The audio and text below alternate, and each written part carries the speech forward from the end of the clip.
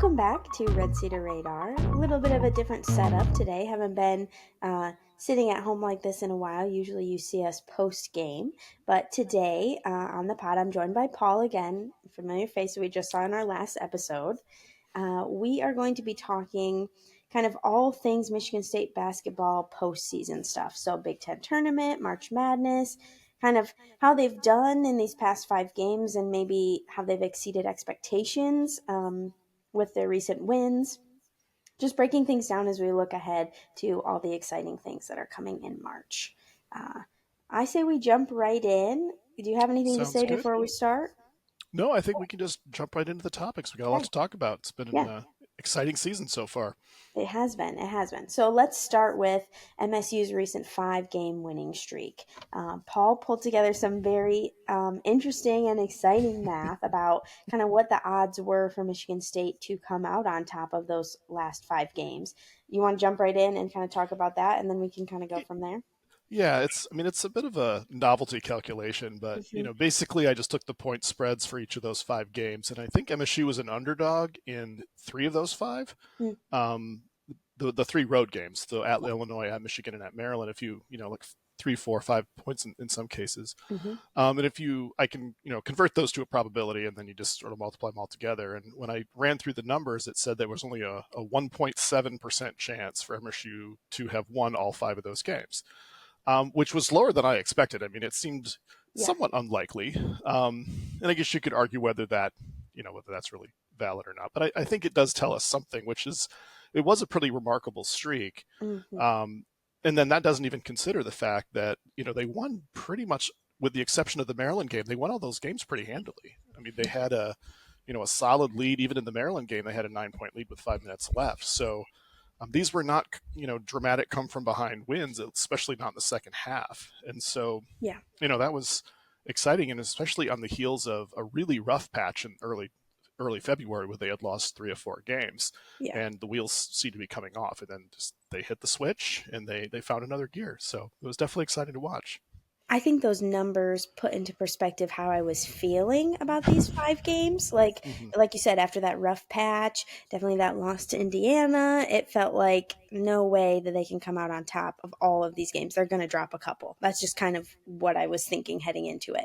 And, Yeah, maybe it would have been okay to drop a couple and they still would have, things would have shaken out okay. But to come out on top of those, and like you said, convincingly hmm, every time. I mean, there was the buzzer beater by Trey, but like still coming out, with a convincing win almost every time, I think exceeded everyone's expectations and probably even exceeded like Tom's and the team's yeah, expectations. So, yeah, I think that just puts into perspective maybe the type of team that we really are yeah. watching this season.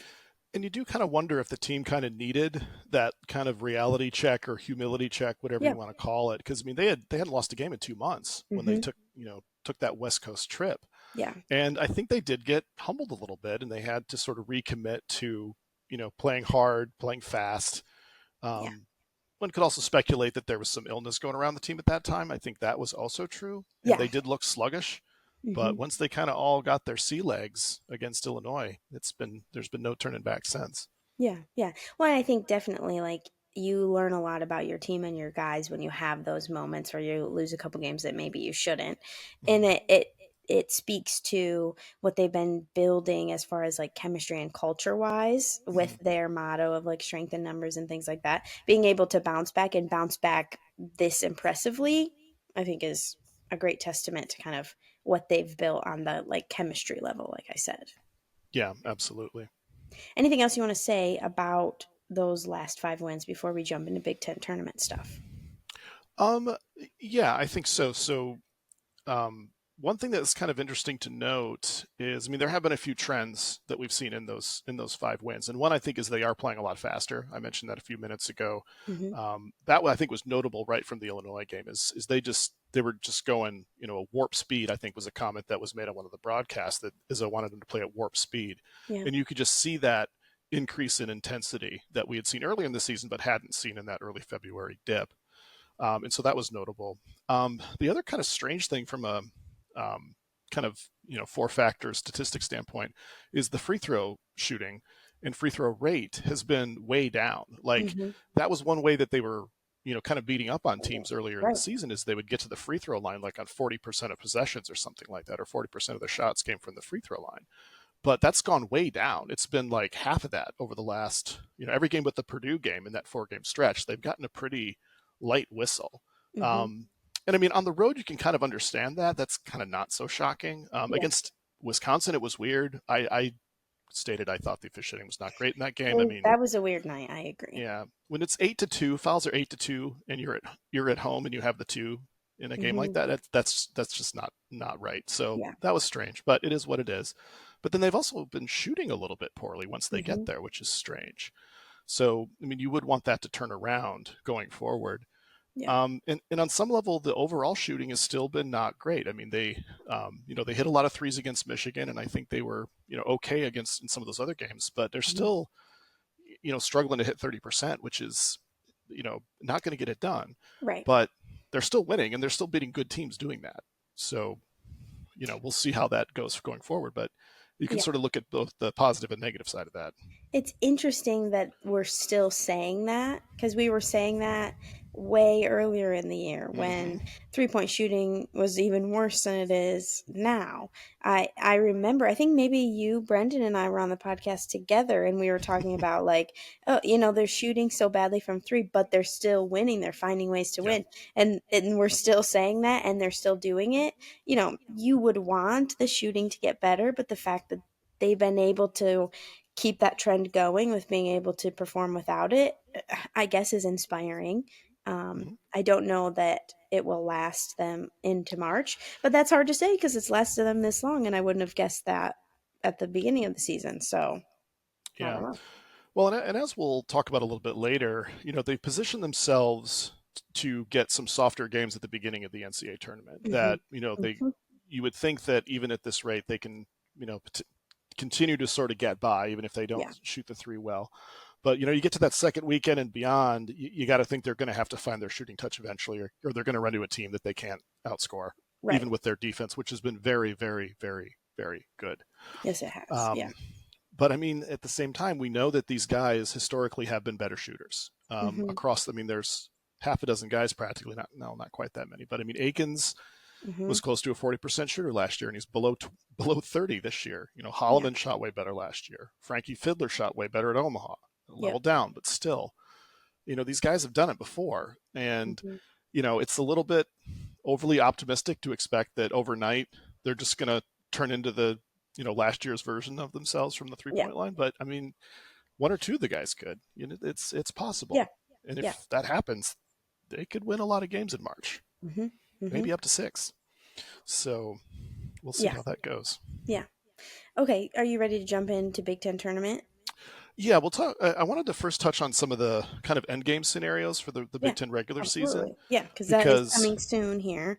yep, Um, there are only 2 games left. yeah, Right now, Michigan State does have a 1-game lead. They've, finally were able to sort of get out ahead of Michigan. I mean, Michigan's been kind of playing with fire, beating, both good teams and bad teams by 2 to 3 points. yeah. Finally, Illinois got them, and they got them big time. They put Yes, they 90 did. points on them on Sunday. Ooh, yeah. And so, what that means is that Michigan State's magic number is 1, which means that MSU just needs one more win Hmm. or one more Michigan loss to claim at least a share of the title.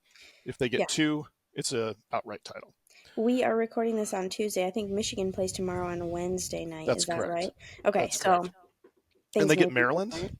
Yeah, you never and know. Maryland's good. Maryland's Hmm. better than Michigan. Hmm. Let's be honest, they are a better team. All the metrics say that. Yeah. It's expected to be about a 1-point spread in Michigan's favor, but that's less than the home court advantage. I expect Maryland to beat them badly. Quite honestly, we'll see if After that. after how the Illinois game went, Hmm. I agree with that just based off that performance alone. Hmm. But I wonder. I don't know. It's hard You to say. never know. It is Yeah. hard to say, and like that's why they play the games, right? Right. But MSU could secure a share of the title as soon as Wednesday night. Yep. Um, and then MSU plays at Iowa City on Thursday. Hmm. That'll be the first time for them to actively do something to win the title.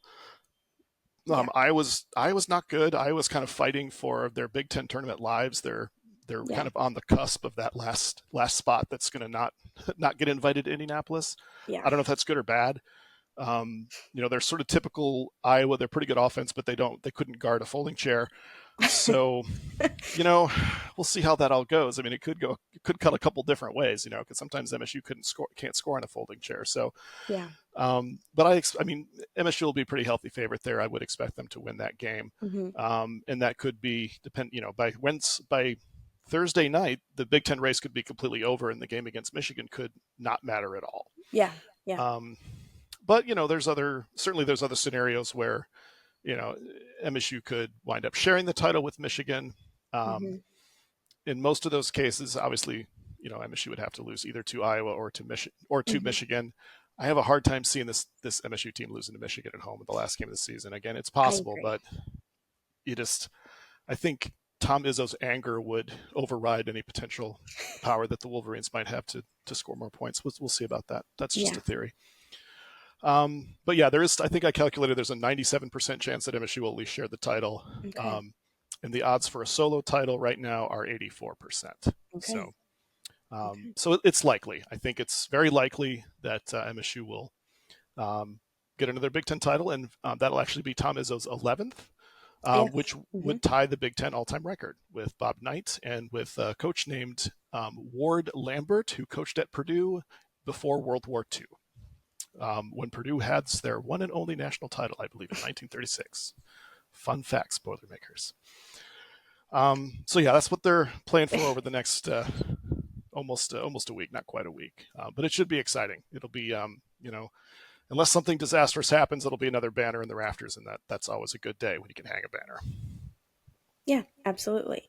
If this teaches you anything, it's that even if there's a 97% odd or a 84% odd, you should believe, but you should also believe even if there is a 1.7% odd, That's right. when you're talking about Tom Izzo. So that's what this conversation has taught me, that my delusions are paying off. Yeah. Well, and MSU had similarly long odds in 2020, right before the Ugh, lost tournament of 2020, otherwise known as the mhm. worst thing ever to happen in sports. Yeah. Um, they were down and out, and people had counted them out. They had I think maybe even a bad loss to Indiana. Mhm, I'm not sure about that late, but mhm. they were dead and buried. I think I had calculated their odds were like less than 2%, and they won out, and they had a little bit of luck. I think Maryland had to lose a game that on the road that it was like they should have won, but they didn't, and Mhm. lo and behold, MSU won the Big Ten by beating Ohio State the last game of the season, and that was the last time they played that Ugh, year. ugh.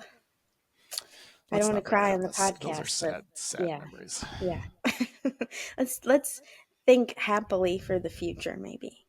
I Think like that. think Let's on do that. We'll that. just flip the switch. Yeah. Okay, so Big Ten tournament. Yeah. Okay, go ahead. So the Big Ten tournament, of course, is coming up. Hmm. There is a new format this year with the Yes. expanded conference. We now have 18 teams. They made the decision not to invite all of them, so they're just going to do a Yeah. 15-team tournament. What do you think about Interest. that? Yeah. At first I thought it was kind of crappy, Hmm. but I heard some other commentary about it this week that it does make even the Big Ten regular season a little bit more meaningful from top to Hmm. bottom, because Hmm. even those bottom teams, they don't Yeah. want to miss out on the tournament. That would be, Yeah. that that's hard to swallow. So it does maybe make that a little more exciting. And if I remember my numbers correctly, I believe Penn State and Washington have already been eliminated, so Okay. they're not going to be joining us in Indianapolis. Yeah. Um, but Iowa is the team right now that looks like they're also not going to make it. Okay. Um, Certainly, a win over Michigan State would help their Yeah. chances. Right. Um, but the other teams that could get left out, USC and Nebraska are Hmm. also, they could play themselves out of the tournament. Um, but it's probably going to be one of those three. But right now, I think it looks like 78% or 70% chance that Iowa's going to be the team that's going to get Yeah. left out. Yeah. But I mean, but again, that gives them something to play for against MSU this week, which is not great. That's not ideal for Michigan State. I Um, know. A little scary. yeah, I mean, we've certainly had terrible things happen to us in Iowa City before. I was thinking about that. Yeah, Fran Also, scares me a little. He just seems like, I mean, he's a good coach, I think. yeah, Obviously, been at Iowa for a while. So, you know, I don't love that. yeah. I still have bad memories of Yeah, whatever that that was was, crazy. 22, or yeah, that Yeah, was not great. yeah. But the players remember that too, because Carson Cooper mentioned that. in Uh-huh. the after the game on Wisconsin, how they or after the Wisconsin game, how Hmm. they wanted some revenge on Iowa for that crushing loss. So that's good. They need to stay focused, and Yeah. whatever motivates you is a good thing in this case. I like to imagine that Carson Cooper holds grudges like that. Like Hmm. that just seems like a good quality for him to have. I don't Yeah, know. definitely. Yeah, I don't Um, know. I think the 15 team thing, it was interesting to me too, because at first I was like, well, why would the Big Ten want to lose out on the revenue of those other teams being in the mm, tournament? That's crazy. But I like what you're saying about making the regular season mean more. And I think in the era of college basketball and sports in general, like things maybe mean a little bit less because there's other factors at play. But if you're making people and teams have to work for it a little bit more, I kind of like it. yeah, I do often, or in this case, it just occurs to me. I wonder if there's some logistic issues with Oh, maybe even the city of probably. Indianapolis that they feel there's only so many fan bases and teams that they can accommodate or I'm hotel sure. space. I don't know if that factors in or not. It Hmm. seems like it must at some level, but how Yeah, important is that? I don't know. yeah. That's a good point. Yeah, logistically. Yeah. So as far as MSU's experience in the Big Ten tournament, we Hmm. do know that the Spartans will be either the number one seed or the number two seed. They cannot fall any lower than that. Okay. So they will be starting the tournament on Friday, no matter what, with a double bye. Trending heavily again towards that one seed because they're trending heavily to win the Big Yep. Ten overall. I give them a 92% chance that they're going to be the one seed. But there is a couple interesting scenarios where they don't get the one seed. Mm. Um, and then if they do fall to the two seed, they'll start play on Friday evening. I think it's Yeah. 6:30 as Yeah. opposed to Yeah. noon. That So second session. for planning purposes, if you need Hmm. to take a long lunch at work, not that I've ever done that every time that's Right. happened. If you're sick suddenly, yes. Hmm. Yes, Understandable. yeah, understand. Um, so yes, make a note of that. But of course, obviously the most straightforward way that MSU could not be the one seed is if they crash and burn and wind up finishing in second place. Yeah. That would be the most direct way. But there is one very specific scenario where Michigan and Michigan State could wind up in a tie, and that Michigan would win the tiebreaker. And it's if that happens, if they both finish 16-4, because actually both teams would have to win during the week, and then Michigan would have to beat Michigan State on Okay. Sunday. That's they if they got to 16-4 through another combination, it doesn't work. Okay. And that's because Michigan has to beat Maryland for this to happen. Okay. Because the if you get past the head-to-head tiebreaker, because if they're tied, but they would have split in the regular season, which in this case they would, Hmm. it then goes to records against the next highest team in the standings, and you work your way Okay. down the standings. That makes sense. And in this scenario, both teams beat Wisconsin, both teams beat Maryland, so Hmm. that they don't matter. Yep. And you get down to teams like Purdue and UCLA. Mm. Michigan State played Purdue once and won. Hmm. Michigan played them twice and split. But Okay. then Michigan beat UCLA. Michigan State lost to UCLA. Hmm. So those are the two teams that matter. Mm. Basically, if UCLA and Purdue are tied, Michigan winds up winning the tiebreaker because the Mm. cumulative record is a little bit better. Yeah. But if Purdue finishes ahead of UCLA, MSU wins all the tiebreakers. Um, Whew. so it's a narrow path for Michigan, Yes. but actually it's pretty likely that Purdue and UCLA will finish tied Okay. because UCLA's only got they beat Northwestern last night, I believe, and that was a little bit tricky. It was on the road, but they host USC in the last game, and they're going to Yeah. be pretty heavily favored there. Purdue's playing Rutgers tonight, actually, as we record this, so this could all be resolved by the time anyone sees this. Hmm. But then Purdue finishes at Illinois, so if they lose that, Yeah. then Hmm. they could drop. So that whole scenario of Purdue and UCLA finishing tied is it's about a 50-50 proposition right now. Okay. So, but that'll all be resolved by the time Michigan and Michigan State play. So it won't be a mystery going into that game. It'll be all resolved. Yeah. Yeah. Whether it's MSU's locked up the one or whether the winner gets the one. It could go either way depending on how things break. Yeah. Yeah. Whew. I hope that things are locked up before then, because the I do anxiety of too. that game, I just don't need it in my life. And this is about me, not about the team. But ooh, man, 100%. Yes. yeah. No, I totally understand. They should totally have more respect for our feelings and emotions. Right. These Right. college athletes that play sports. Yeah. 20-year-olds. Yeah. Right. Yeah. Why don't they consider our needs? I know. I don't know. Yeah. I mean, I really don't think with how things have gone, knock on whatever, that things will fall so terribly for the Spartans and that the Wolverines will be able to sneak through all of those hoops to get it. But stranger things have happened. Yeah, Um, yeah. I yeah. mean, in a one game scenario, anything can and has happened, Hmm. but the odds are pretty heavily stacked in MSU's favor at this point. Yeah. Um, Yeah. you So, know, do you have a list of any potential opponents for the Big Ten tournament? How that will shake out? yes, and some of the calculations that I like to do. One of them is to predict MSU's first opponent in the Big Ten tournament, which I just started doing because I realized I could. It's like, oh, I can pull those numbers from the simulation. That's cool. Mm, And so even at the beginning of the year, I can tell you those numbers. Like, okay. and it's like all the teams have the same odds. It's kind of funny, but it's really narrowed down now. And actually, there's a game tonight that is going to impact the odds as well, which is Okay. Indiana and Oregon, because those are two of the teams that have the best odds for MSU to face. And right now, Oregon has the best odds at 41%. Okay. Indiana's 26%. And again, these are most likely the teams that would meet in the 8-9 game, which would then the Hmm. winner of that game on Thursday would play MSU on Friday. Okay. Okay. Um, I believe if Indiana upsets Oregon today, then it's like a 95% chance that MSU will, that basically Oregon and Indiana will be locked into that 8-9 game almost. Hmm. And Okay. so then that's basically MSU's path.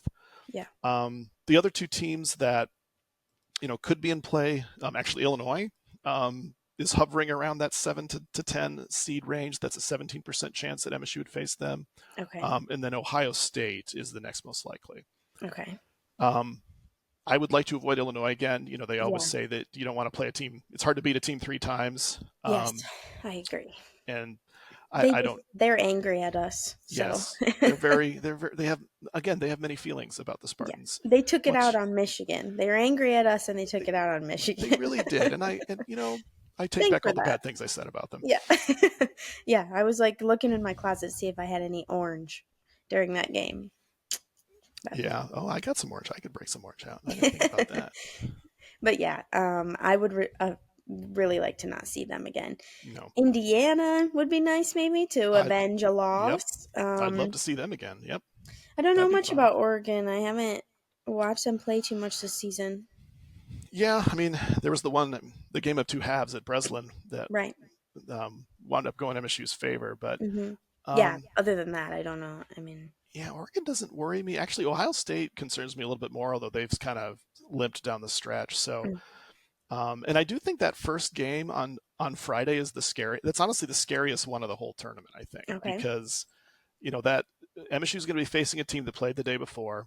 Hmm. MSU is going to be off for almost a full week. I think Yep. that's going to have 5 days off, and that sometimes that one seed struggles out of the gate, Hmm. and I've seen that. Yeah. I could see MSU being a little sluggish in that game and getting beat.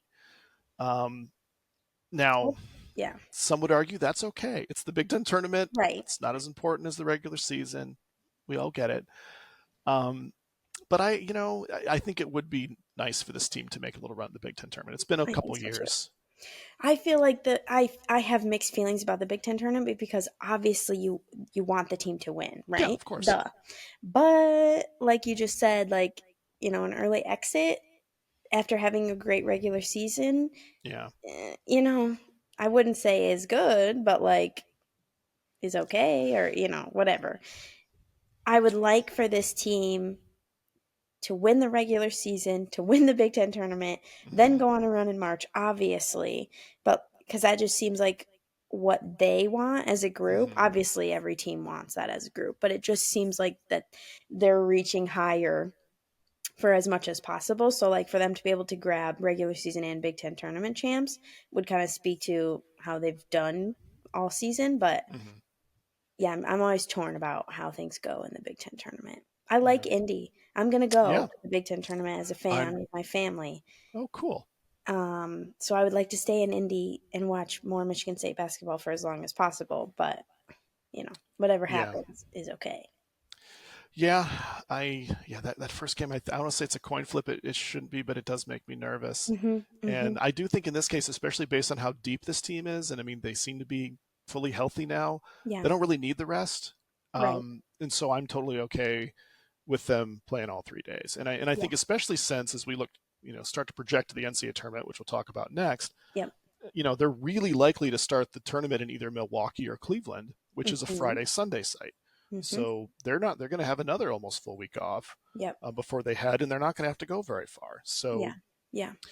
now others, I saw some interesting things on the Spartans Illustrated message board about whether Izzo should tank the Big Ten tournament and just start give Kurt Tang and Booker more time. And I'm like, I don't think Okay. they need to tank the tournament, but giving Booker and Kerr a little bit of time might make some sense. Like, I think that's actually kind of a good idea, Yeah. because like, yeah, it's the stakes will be Mhm. the lowest of anything in the last 2 months or the next one. So I wouldn't be Yeah. shocked to see those guys get a little bit more time, and that's good. Yeah, the times that he has used Kurtang in the past, like I've definitely given it a nod of like, yep, you get him in, Yeah, use let him him play. as he, gets this exposure throughout the season Yeah, because you never know what's going to happen in a no, moment in a game where you need a guy to sub in for whatever reason, yeah, and having a little more experience under his belt is always good. And I just want Booker to succeed so yeah, much. It's in there. I really it feel is. like that it's in there for him. It's just not there yet, or we see flashes of it and he's not ready. So I Yeah, think that would be great. One, maybe for his confidence, and two, like in exactly what I said with Kurtang, I think it's a good um, experience hmm uh, for them going forward.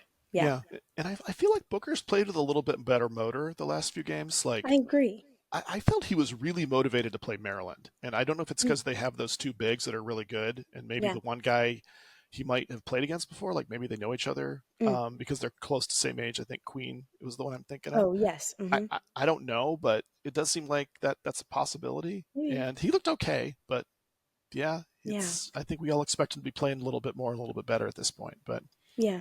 Yeah. it is what it is. But Mm-hmm. there's still time. Yeah, There's that's an interesting take from the Spartans Illustrated message boards. You should check them out if you haven't already. Consider subscribing, a shameless plug, but lots of absolutely. good conversations on there. Yeah. Um, do you have a total percentage odd for winning? I'm sorry, I'm stumbling over my words after that promotion. Do you Can you tell us how likely it is that Michigan State will win the Big Ten tournament? I can. So it's an interesting rule of thumb, and it generally checks out. But basically, the team that is highest ranked in the sort of predictive metrics like Ken Palm, Mm-hmm. that usually means they're going to have the best odds to win the tournament. And Yeah. Michigan State, Okay. I think, finally for the first time in a while has risen to the top ranked Big Ten team in Ken Palm. Okay. But that only gives them odds of about 23%. Okay.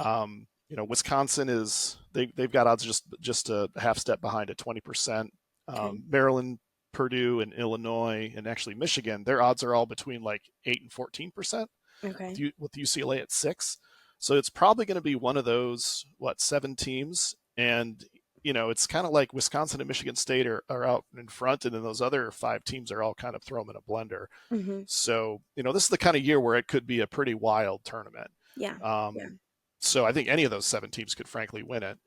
Um, now having said that, as I mentioned, I'm nervous about Michigan State getting through that first game, but Mm-hmm. I do wonder if the way this team is constructed with the depth that they have, that if they do get past that first game, they get to Saturday in the semifinals, Mm-hmm. that the depth that we've seen Michigan State use as a weapon in the second half could become a weapon in those second and third game. Yeah. Absolutely. Because I mean, it's not uncommon that Sunday game, if they get to the finals, that both teams just look ragged and tired. Yeah.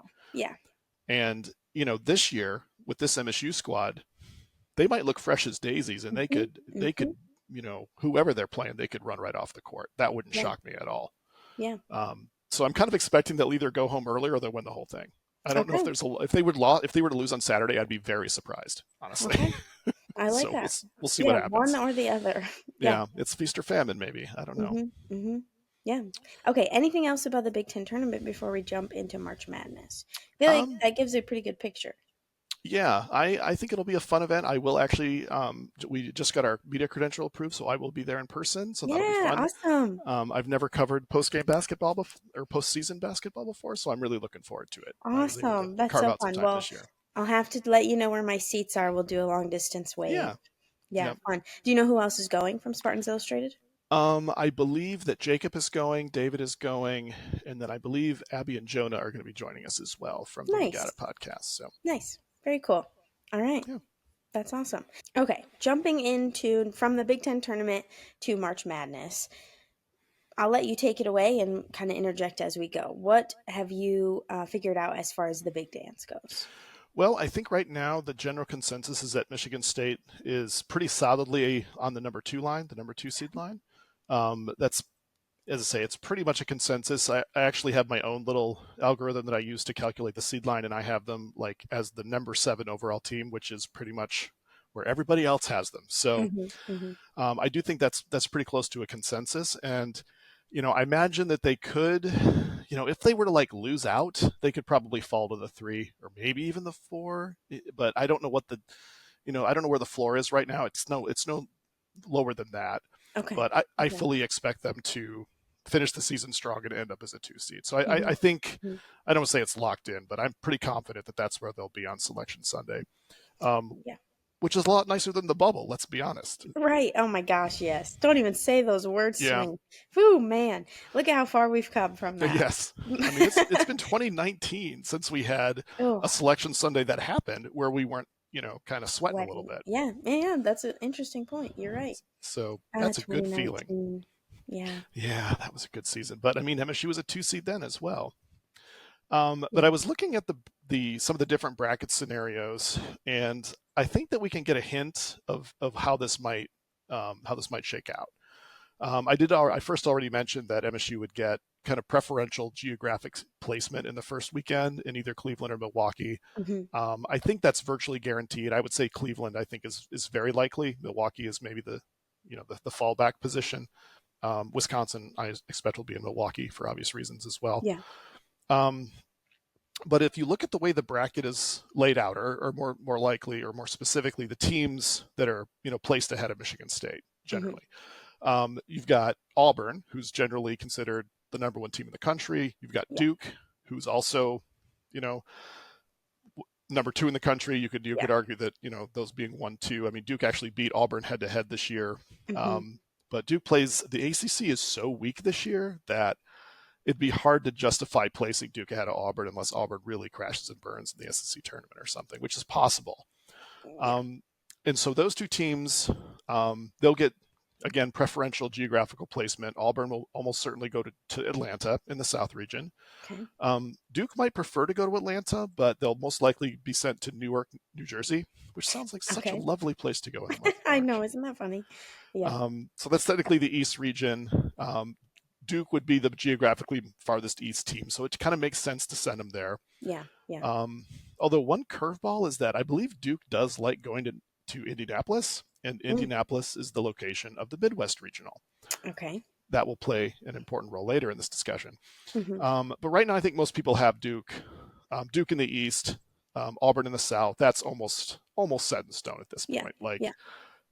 it's with a week to go, lots of crazy things can happen, or 2 weeks, I guess. But I'm pretty Yeah. confident in those 2 placements. I feel like those two things make sense, and I don't think I like we've said, conference tournaments, crazy things can happen, but I just don't feel like you said, that it will change so much that those things don't make sense anymore. Right. Yeah. And so the next team generally is Houston on the sort of pecking order. Okay. Houston's in the Big 12 these days. They're kind of running away. I think they've already clinched the regular season Big 12 title. Okay. They're looking very strong. Now, it is a bit of an open question of where you would send them. Okay. As I say, the South region's taken, the East region's taken. The Midwest is open, Hmm. which is in Indy, and then the West region is in San Francisco. Okay. Now, I think technically Houston's closer to Indianapolis, but it's really far from both. And Yeah. Houston is also the farthest west of the available teams. Hmm. So I've seen a few brackets where they do this differently, but I kind of do suspect the committee will send Houston out west. Okay. And then that leaves the Midwest, Hmm. Indianapolis. The other 3 teams that are generally considered to be above MSU are all in the SEC. It's Tennessee, Alabama, and Florida. Okay. So that one of those teams will likely be the other 1 seed. Mhm. It is possible that MSU could wind up sneaking all the way up to that 1 seed, and in that case, I think the committee would be like, geographically, it makes more sense to send Houston out west and put Michigan State in Indy. Like, I Oh, just think absolutely. that's Yeah. what they'll do. Historically, Mhm. that's what the kind of decisions they make. But even if that's an SEC team, one of those three, it sort of doesn't matter which one, in all honesty, and you can see brackets that have any of those three as the other 1 seed. Mhm. It makes a lot of sense to put MSU in the Midwest against Yeah. that second best SEC team. Yeah. Yeah.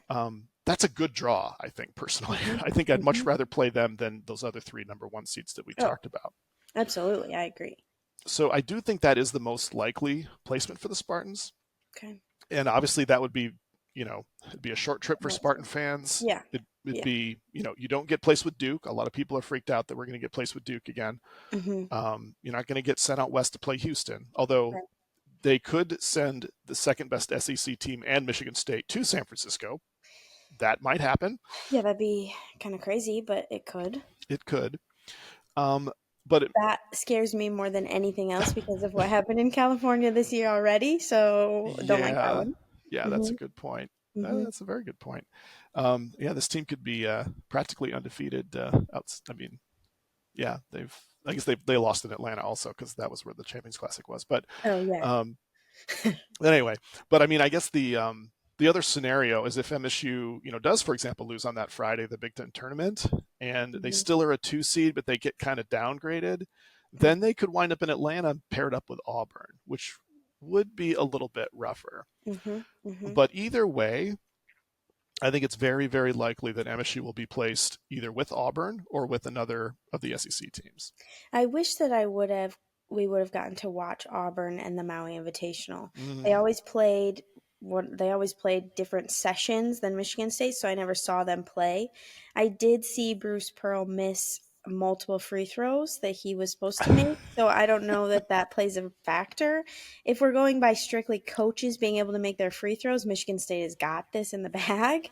But I wish I would have watched them more because obviously they've mm. had a great season and early and in when we were in Maui, things were still very early. So I don't know much about them. I had the opportunity to, but I It's missed out. That's interesting. I had totally forgotten that they were in Maui and they won that tournament and that They you were did. also there. So They had lovely Auburn championship shirts that I could have bought, but I obviously chose not to. So yeah, and yeah, who can yeah, blame you for that? yeah. But yeah, the reason that I'm very confident that MSU will be placed against an SEC team is if you think Hmm. about it, if you have four teams for the same conference that are either a 1 seed or a 2 seed, you're not going to pair them up against each other. No. You're not going to put two of those teams in the same region. It Yeah. just, I think it'd be a Exactly. blatant violation of seeding principles. Like, Hmm. Hmm. Yeah. it's just not going to happen. So I feel therefore, like they historically just don't do that, and so why mhm, start now? right, Yeah. it would be completely unprecedented. Hmm. I mean, I wouldn't put it past the community to do something dumb because they do that sometimes, but Yeah. um, yeah, I think it's so for that reason, as I say, I've seen people worried about having to play Houston or Duke, but it's very unlikely, and I Hmm. and I think yeah, getting sent to Newark is very unlikely. The other three regions are on the table. I think definitely Indy is most likely, with Atlanta being second, most likely, and then probably it's still possible they could send us out west. I don't think that'll happen, but I guess I can't rule that out either Yeah. because the committee does weird things sometimes. So I who know. knows? Scary. Yeah, and Anything I else about March Madness? well, it's the most wonderful time of year, of course. It truly Um, is.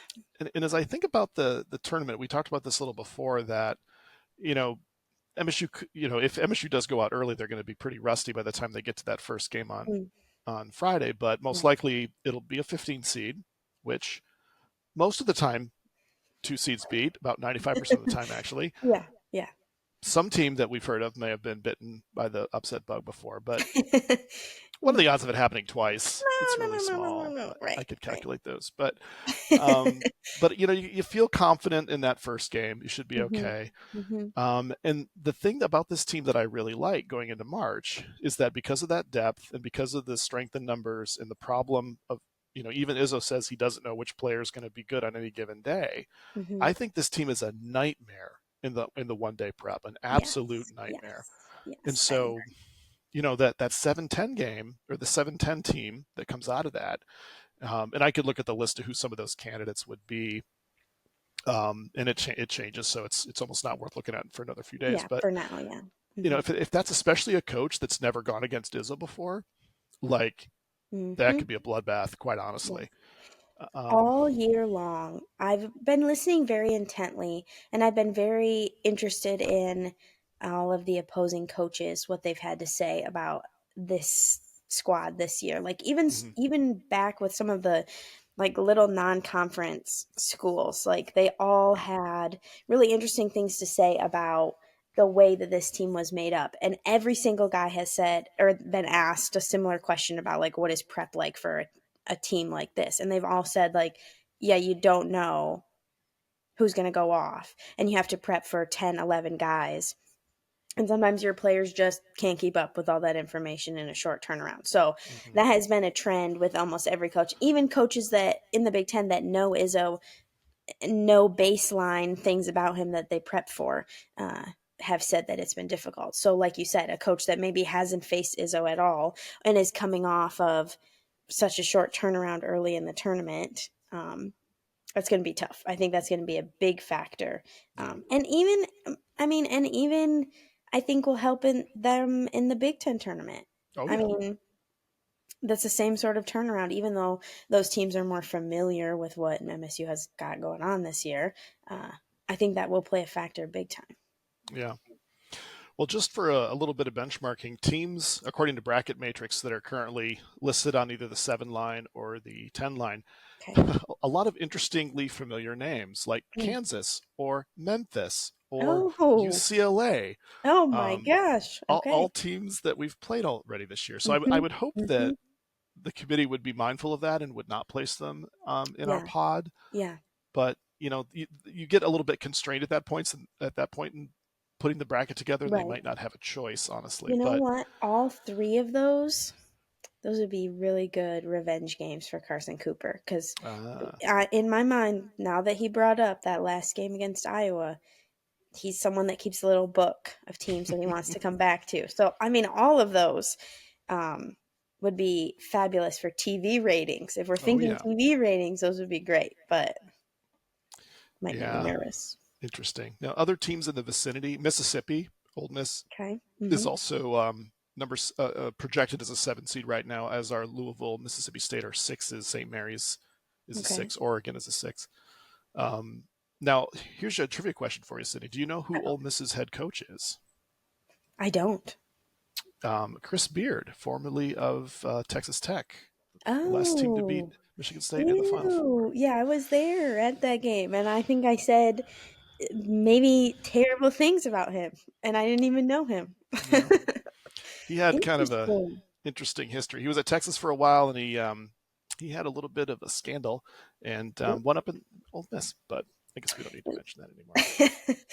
I mean, all of those. I mean, even Oregon. I mean, that's another team that ha- is familiar. There'll be maybe some. I don't want to say drama, but like that's an added layer to that game. Almost Yeah, all of those teams that you have listed off, there would be a little bit of extra storyline there to all of yeah. those. I mean, I guess Mississippi With the State's the exception of, team we played last year. So there was one team that you listed that there was nothing popped in my mind. maybe St. Mary's.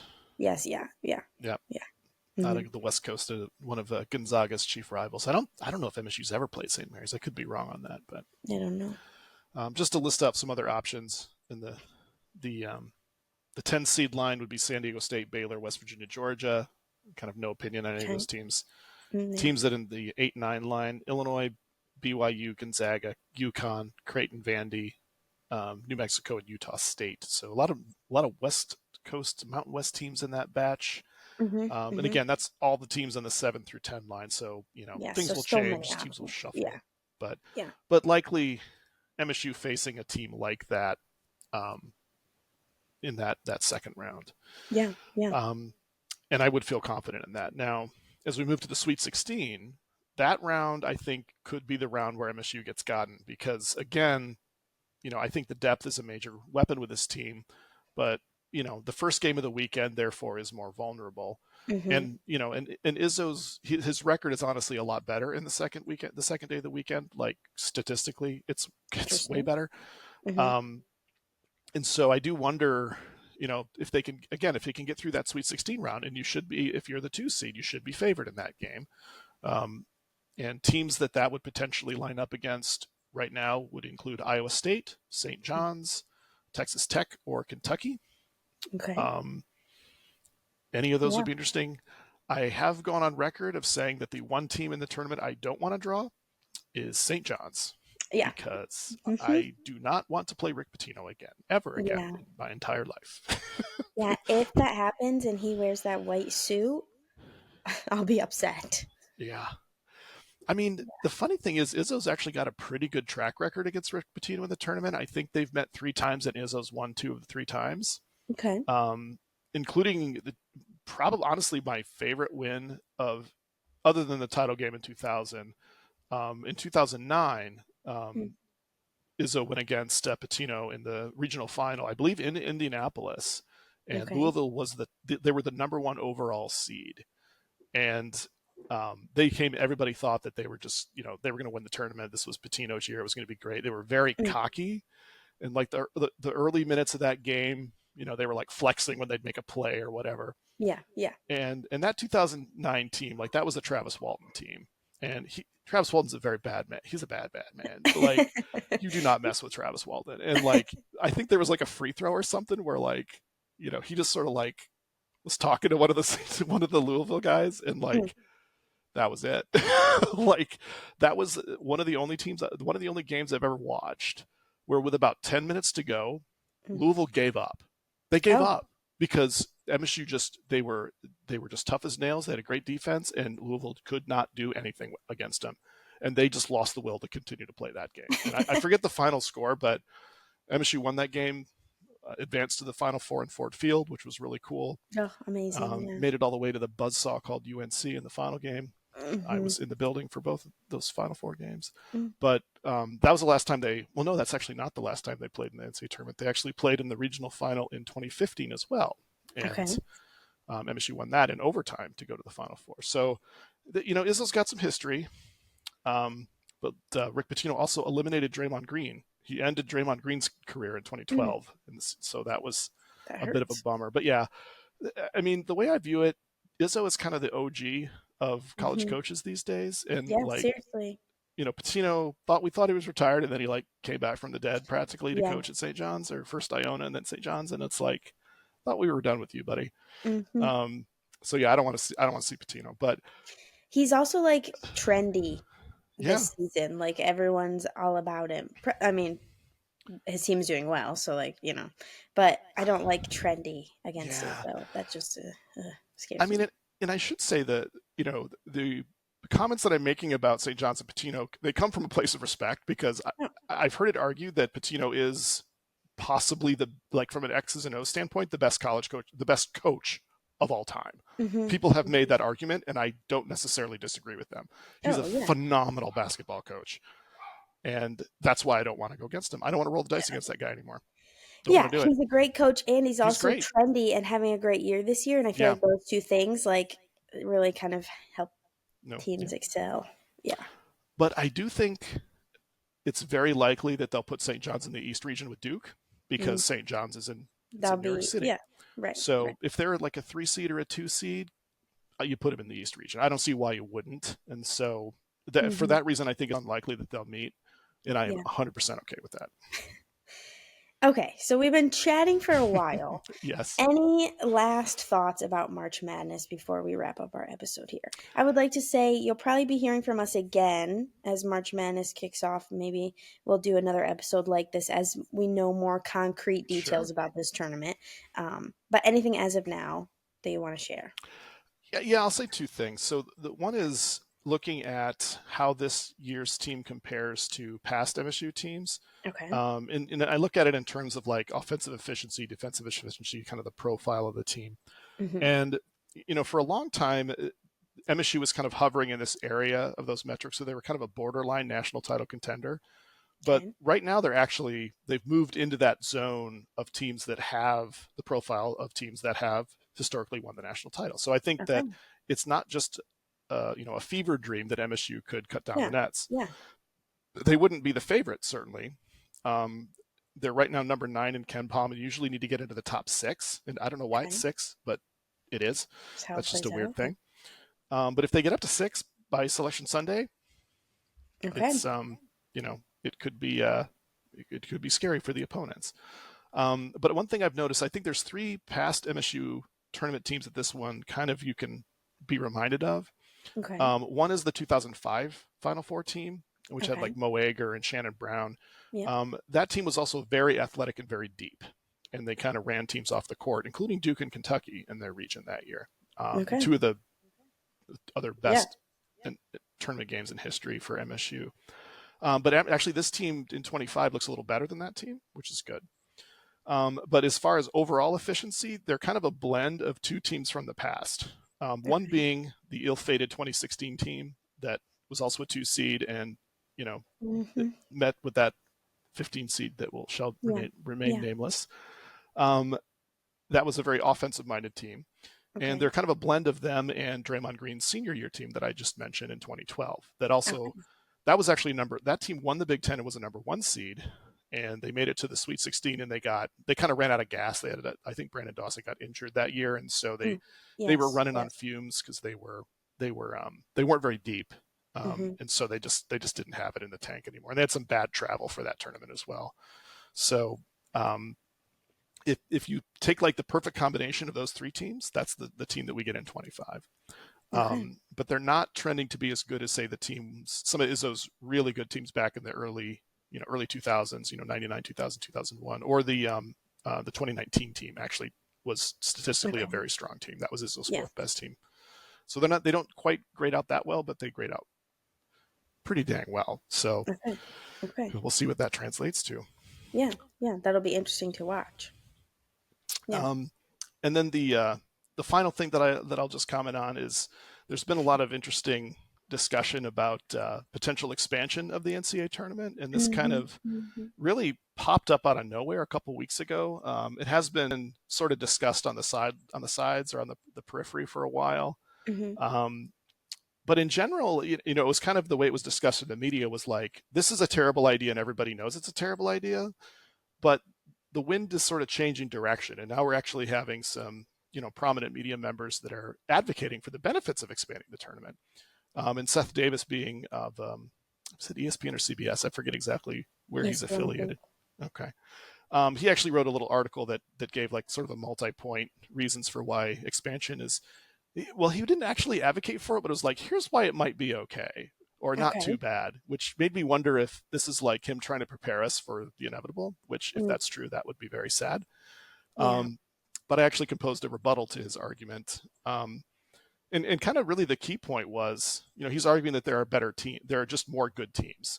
And, the bottom line is that's not true. Quite honestly, like people are actually complaining that this year's bubble is as weak as it's been in a long time. Mm. And the teams that are like in the last 4 in, they're like, yeah, previous years, teams with this resume wouldn't get in. Mm. So Interesting.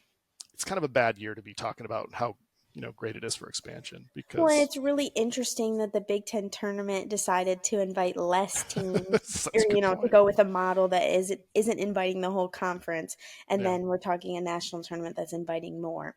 I just think like we said with the Big Ten tournament, if you expand, yeah, I'm someone that loves watching March Madness basketball games. I would eat up watching more basketball games, of course, but does it provide the same incentive to play a certain strength of schedule, play Yeah. in those things like the Maui Invitational or the Champions Classic? Like, does it provide that incentive for teams to be doing those things, or do those things matter less? And I don't want those things to matter less, Hmm. so that's Yeah. a weird balance. And it's just, honestly, if they were going to invite more kind of fun mid majors, that might be one thing. But Hmm. it's very clearly structured to no, let's invite more 500 or lower teams, Right. from Power Five. Like, no one wants that. Hmm. So Hmm. it's Yeah. just ridiculous. And, some of the other argument is like, well, the big rich conferences want it. And it's like, well, someone needs to tell them no. Right. Right. Right. Because they're wrong. You Right. can't just have it because you want, but I want more teams in the tournament. Well, you can't Mhm. have it. Mhm. Greg Sankey of But the SEC. You can't but have it. we're in the era of college sports where when you want something, you get it. And that's Yeah. kind of the model with NIL and all these things that we have built or they have built. I have not Mm-hmm. built it. They have, whoever they are. But I feel like that kind of goes along with the trend that we're seeing with just what you said, like teams. And even like, I guess the Big Ten is an example of this, like with their Yes. expansion. Yeah. Yeah. The Big Ten's as guilty as anyone, if not Hmm. more guilty. I mean, the Big Ten kind of started some of this expansion, Yeah. cannibalization mania by, plucking UCLA and USC from the Pac-12 after, Yeah. And you after know, this year, I wish we would have left them alone. yeah. It I mean, it's kind of fun, but it also just doesn't make really sense. is. Like I have to say, the Kevin on through Spartans Illustrated, Kevin Knight, he had a lot of good jokes when we were in California about how this doesn't seem like Big Ten country, and it is No. very different than all of the schools that are around Michigan Mm-hmm. I would consider Big Ten country. But it is kind of fun to have some new opponents, like Yeah. and from a fan perspective, of Yeah. course. Yeah. But I mean, fundamentally, a conference is supposed to be geographically based, so you kind of Mm-hmm. know that you have a chance to interact with the alumni. Yeah. You're culturally similar, you're geographically similar, and you don't have to get on a plane for 4 hours to get there. Right. It's just not Right. practical. Yeah. Yeah. Well, and like to going back to what Kevin said, like the campus structure and like it's just very different. Like Mm-hmm. if this past weekend I was in Columbus, if you weren't sure what if someone drove you around in circles and took your blindfold off and said, "Which Big 10 school are you at?" and you could be at Michigan State, you could be at Ohio State, you could be at Illinois, you could be Purdue, I would count into this, like Wisconsin. If you're on campus, if you see tons of brick buildings and lots of trees, you're not exactly sure what school you're at. Like those are all very Mm-hmm. similar places, whereas USC was just a very different setup. So Yeah. it's just interesting. Yeah. Yeah. But Anything else that you want to say about either of our topics for tonight? You and I are so good at gabbing too much mm-hmm. on these episodes, but I find them to be very interesting. Well, I do as well, Sydney, and it's always a pleasure to talk to you. I think I've probably said enough about college basketball Yeah. for now For until now. For now. tomorrow. You'll hear from us again, hopefully very soon. Check out Spartans Illustrated. Like I said, consider subscribing because there'll be tons of great content from the Big Ten tournament and March Madness. Subscribe to Red Cedar Radar wherever you listen to podcasts and find us on YouTube. Consider hitting the subscribe button there as well. Thanks so much. And like I said, we'll be back soon with more episodes. And I'll be back after the Michigan game with our kind of usual post game little setup. Thanks so much. Bye. All right. Thanks, everybody.